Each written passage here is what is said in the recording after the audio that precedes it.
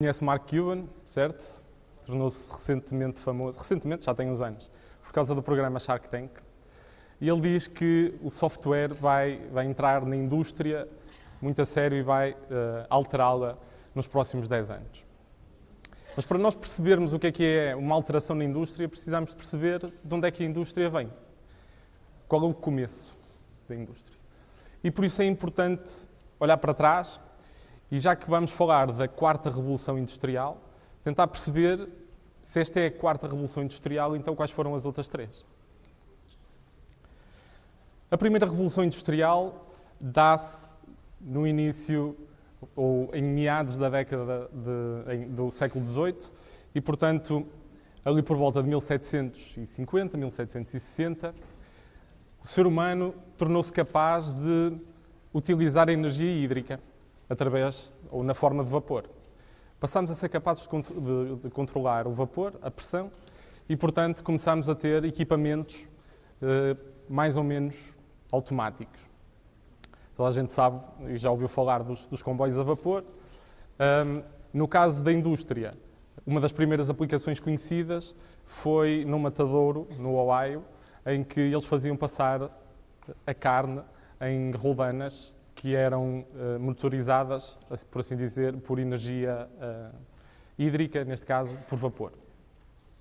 E, portanto, tivemos a primeira revolução industrial dá-se nessa altura, pelo controle da energia a vapor.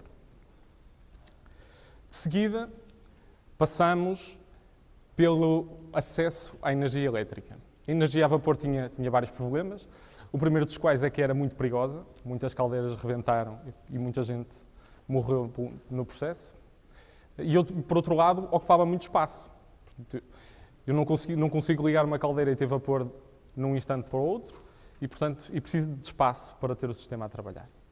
Com a chegada da energia elétrica, torna-se possível automatizar mais processos e, simultaneamente, é desenvolvido os processos de produção em massa. Portanto, no final do século XIX, nós temos o início da segunda revolução industrial com a entrada da energia elétrica por um lado e a produção em massa por outro. E de seguida chegamos à terceira revolução industrial, já na década de 70 do século passado, com a introdução da eletrónica no meio industrial, no chão de fábrica. E, portanto, por volta de 1970, a eletrónica começa a entrar no meio industrial, sobretudo com a criação do PLC, que se dá por cerca de 1968. E, portanto, a partir dali, os PLCs entram na indústria e podemos ter circuitos programáveis que nos permitem controlar a automação de alguns equipamentos em meio industrial. E reparem também em termos de escala. Se nós até aqui falávamos de uma centena a centena e meio de anos para mudarmos, para termos uma nova revolução na indústria, a partir de agora já começamos a falar só de uma centena e perspectiva-se que a quarta revolução industrial já estejamos a falar de um período muito mais curto, em que nós já, em vez de estarmos a contar séculos, estamos a contar décadas para percebermos qual é a evolução da indústria. E, portanto, a quarta revolução industrial é com a chegada dos sistemas ciberfísicos. E o que é que são sistemas ciberfísicos? São sistemas que são inteligentes, têm noção do contexto e são responsivos, ou seja, também eles tomam iniciativa e tomam ações, que nós contamos entrar na quarta revolução industrial. E, portanto, para terem uma ideia e se quiserem sistematizar as diferenças entre as revoluções industriais, conseguem perceber a evolução que temos feito até aqui.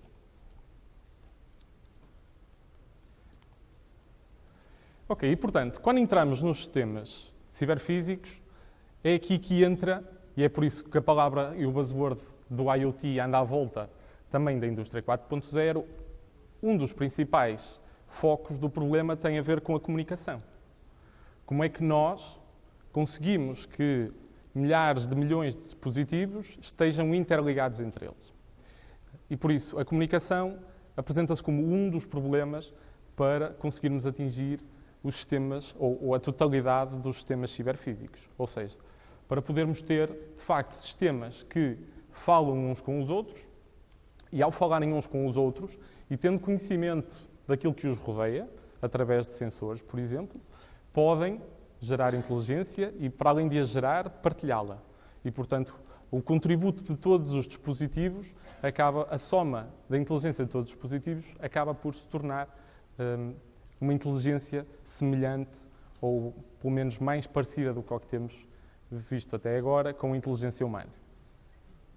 E, por outro lado, estes sistemas ciberfísicos serem também eles responsivos, ou seja, serem também eles capazes de se adaptar à realidade em questão e tomar, até sozinhos, decisões. E, portanto, nós começamos a imaginar as linhas de produção montadas ao contrário. Isto é, em vez de, quando um lote chega à minha linha de produção e eu saber exatamente por onde é que o lote vai passar, esse lote passa a ter inteligência e é ele sozinho que decide por que caminho da linha de produção vai chegar, de forma a que o seu interesse, ou seja, o interesse do próprio produto, prevaleça pelo caminho de produção. E isto vai levar a sistemas ou a cadeias de produção ciberfísicas. Se nós conseguirmos imaginar este problema que temos dentro da fábrica, em que um determinado produto consegue escolher o seu destino, mas dentro da fábrica, a partir de determinada altura nós podemos imaginar que as fábricas estão interligadas e, portanto, nós conseguimos ter produtos, em vez de serem matérias-primas, já são produtos acabados ou semi-acabados, que navegam entre fábricas diferentes, de empresas diferentes. E, portanto, nós podemos ter uma interligação das cadeias de produção. Alguma dúvida até aqui? Eu sei que sou eu que vos estou a separar. Eu estou entre vocês e a comida. Portanto, eu sei que estou numa posição ingrata. E, portanto, tenho noção disso.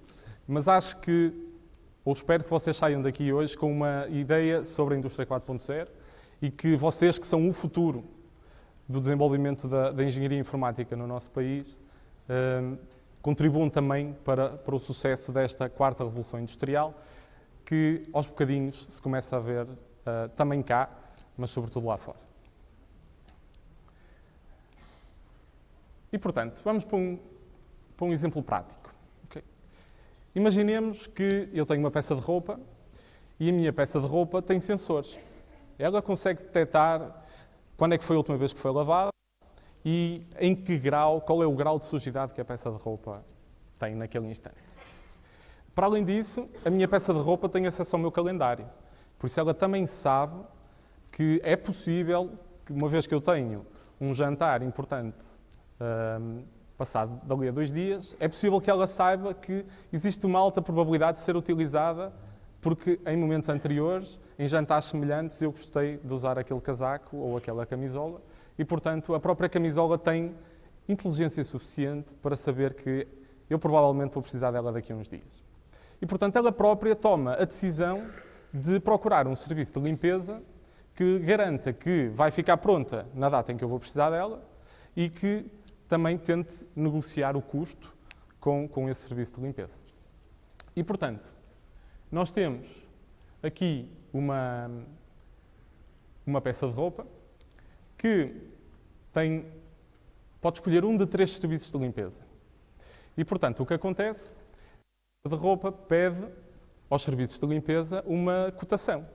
Pergunta-lhes, então digam lá, existe uma espécie de mercado, então digam-me lá quanto é que custa e quanto tempo é que vai demorar para que eu fique lavada. E, portanto, temos aqui um serviço que diz que não pode fornecer o serviço porque só lava roupa de cor e, portanto, aquela peça de roupa não se adequa ao tipo de serviço que eles estão a fornecer. Temos outra que diz que vai demorar 20 minutos e tem um custo, por exemplo, de 5 euros. E temos um outro serviço que só vai demorar 15 minutos, mas vai custar um bocadinho mais. E, portanto, a minha camisola, a partir daquele instante, começa a pensar, ok, eu tenho que está pronto daqui a 15 minutos, por exemplo, e, portanto, o meu serviço, se demorar mais do que 15 minutos, não me interessa. E eu estou disposto a pagar um bocadinho mais para estar pronto antes e, portanto, toma uma decisão inteligente de escolher qual é o melhor serviço para a situação em que está naquele instante. E, posto isto, ela então decide ir para aquele serviço e existe uma ligação, por exemplo, a um serviço de transporte que vem buscar a camisola e que a leva ao seu destino. E depois podíamos imaginar até que o serviço era um robô e, portanto, isto estava tudo a comunicar, mas vamos nos manter com um grau de automação, sim, mas não demasiadamente futurista. E, portanto, isto depois acontece em todo o processo da cadeia. Neste caso, no fim da camisola lavada, ela precisa de ser passada a ferro.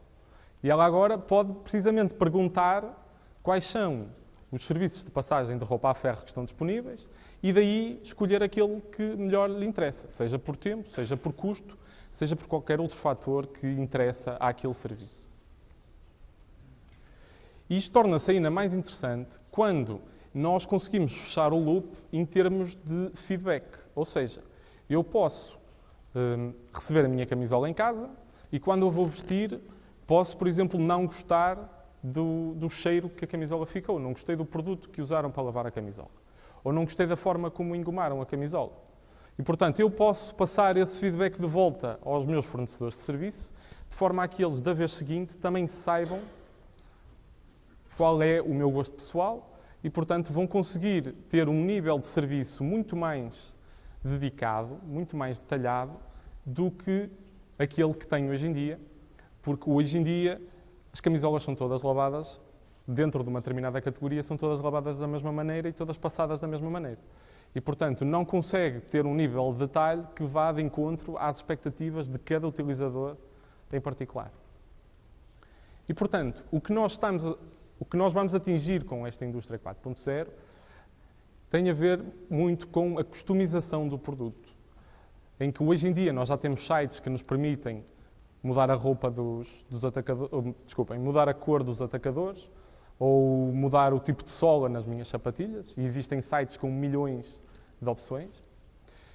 Mas vamos conseguir chegar a um nível de personalização tão grande em que nenhum dos produtos serão iguais.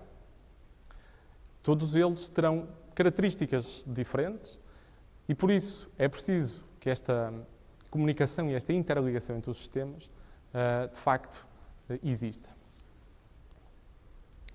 E como é que nós chegamos ou atingimos a indústria 4.0? Para chegar lá precisamos de um conjunto de tecnologias. Porque, apesar de hoje nós andarmos com telemóveis no bolso, com internet, as redes 4G, apesar de muito avançadas, têm uma limitação grande.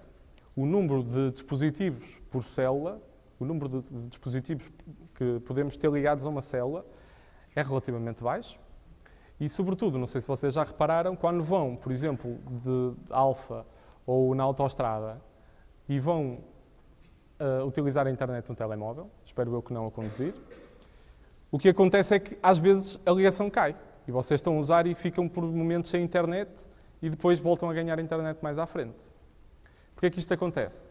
Porque a passagem do dispositivo entre células tem um delay e, por isso, quando o dispositivo está a mudar de uma célula para a outra, a ligação pode-se perder e pode haver ali uns instantes em que não há ligação à rede.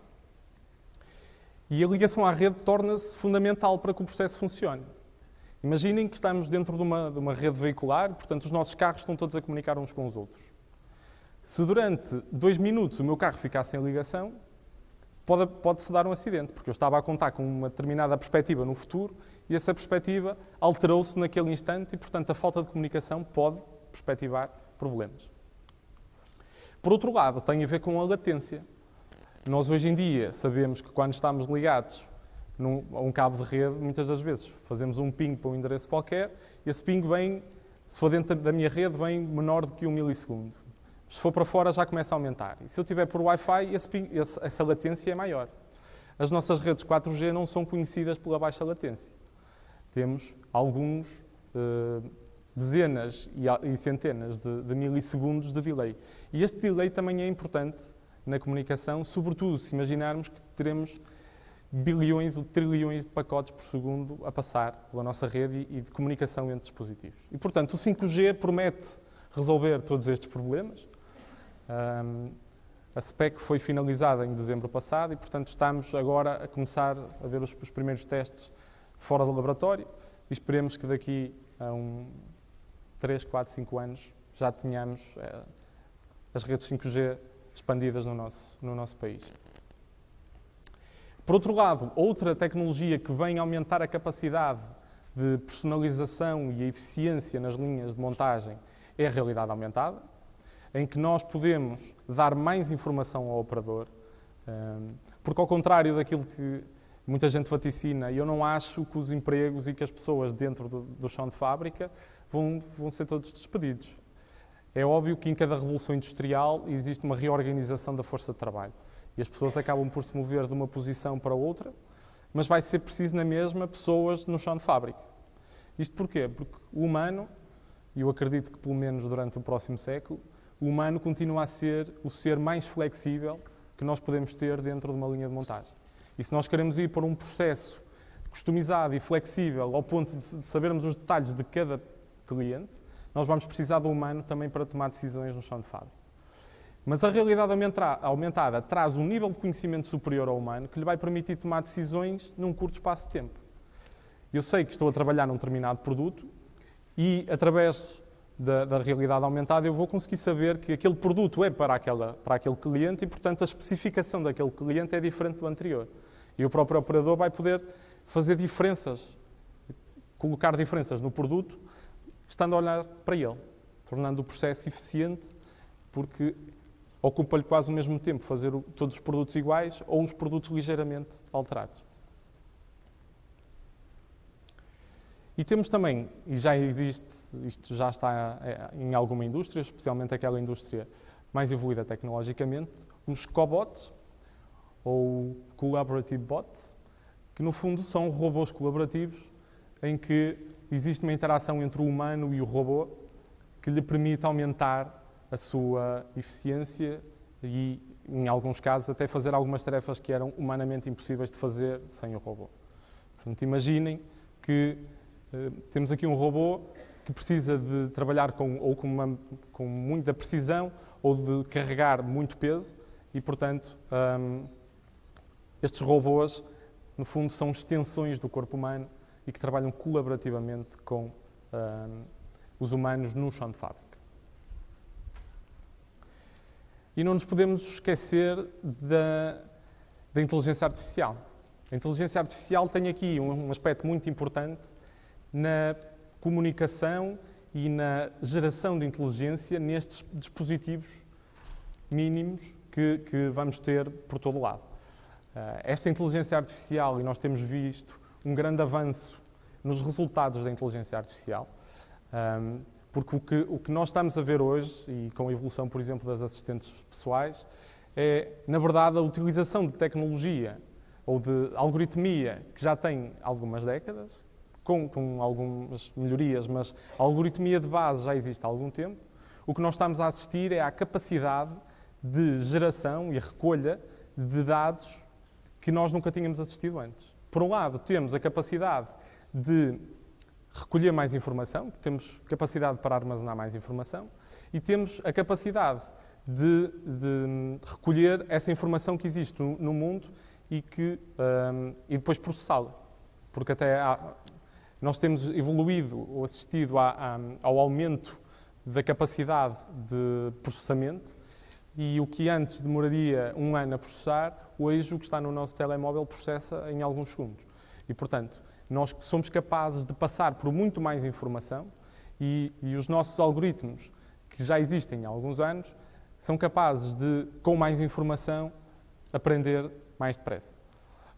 E, portanto, a inteligência artificial está a assistir a um aumento grande e quando chegar a computação quântica, aí então vamos ter também outro salto exponencial na inteligência gerada pelos computadores, mas é um grande pilar de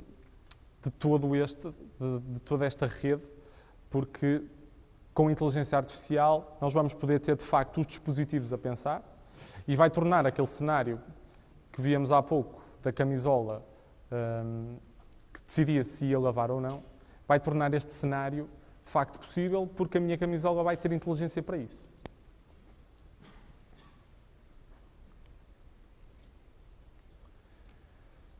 Não sei se conhecem este senhor, é um dos fundadores do Netscape e que mais tem falado sobre a indústria 4.0 e o impacto do software na vida das pessoas e, neste caso, na vida industrial. E, portanto, em cada indústria, e aquilo que ele vaticina e que eu também acredito, é que aquilo que hoje nós conhecemos como empresas industriais, no futuro vão ser empresas industriais, mas de IT. Serão empresas em que a componente de IT é tão grande que nós já quase que as consideramos empresas de IT e não empresas industriais como considerávamos antes. E vocês certamente que se lembram de alguns exemplos que já encontramos hoje. A maior empresa de táxis do mundo, eu ia dizer que não tem carros, na verdade tem alguns carros porque estão a fazer as experiências com os carros autónomos, mas a verdade é que não tem quase frota nenhuma de táxis. E é a maior empresa de táxis do mundo. A maior empresa de vendas do mundo, Alibaba, e no caso mais ocidental, a Amazon, começou a abrir agora as primeiras lojas de retalho. Ou seja, nós estamos a assistir a mudanças importantes na indústria e às vezes, como só vemos os passos incrementais, não damos por ela que estamos a assistir a uma grande revolução naquilo que é o tecido industrial e empresarial mundial. E, portanto, quando olhamos, por exemplo, para o LinkedIn é hoje a maior empresa mundial de recrutamento. E eles não recrutam uma pessoa, a não ser aquelas pós-quadras para eles próprios, mas a verdade é que eles são a maior empresa mundial de recrutamento e praticamente não têm recrutadores. E, portanto, nós estamos a assistir a uma mudança na forma como as empresas abordam as indústrias e a verdade é que cada vez mais as grandes empresas industriais são empresas de IT e de informática. O que para nós, especialmente para vocês que ainda não estão no mercado de trabalho, a maioria, mas que vão entrar no mercado de trabalho em breve, são ótimas notícias, porque isso faz com que o vosso valor aumente.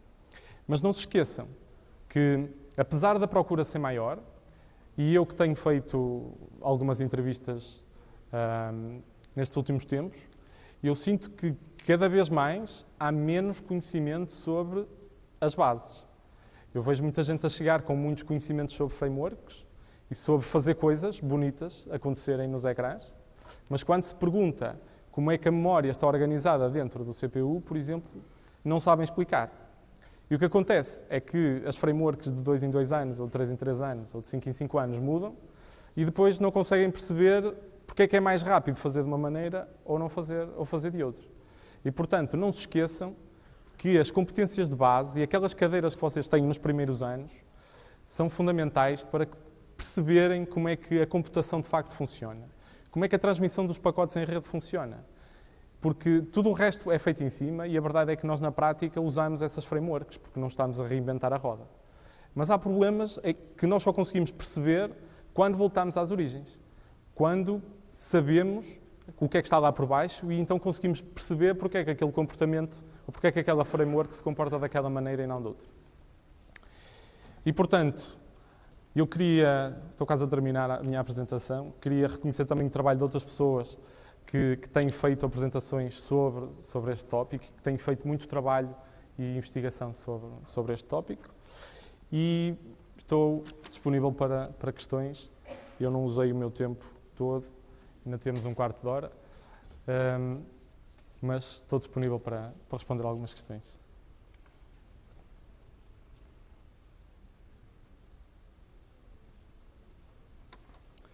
Quem é que já tinha pensado que a sua camisola podia e decidir lavar-se sozinho? Vá lá, pelo menos um de vocês. Não? E outras coisas do género? Vocês são um público complicado, tenho-vos a dizer.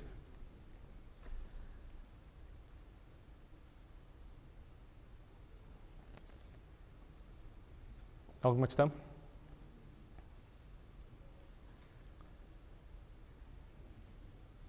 Ora, se está tudo, agradeço o vosso tempo, a vossa paciência e vamos todos almoçar.